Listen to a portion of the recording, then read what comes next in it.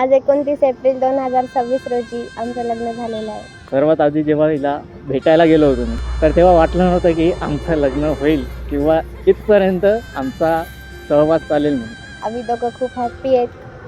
आमचं love marriage सारखंच arrange marriage झालेलं आहे आणि आम्हाला खूप छान वाटतंय आज. आणि हिच्यासोबतच पूर्ण जिंदगी राहायची आहे. आणि स्वभावाला पण हे खूप छान आहे. ही जिंदगी 7 जन्म मला राहावं अशी मी अपेक्षा ठेवतो. आमच्या घरची पूर्ण फॅमिली आमच्यासाठी हॅप्पी आहे, म्हणून आम्ही पण हॅप्पी असणार.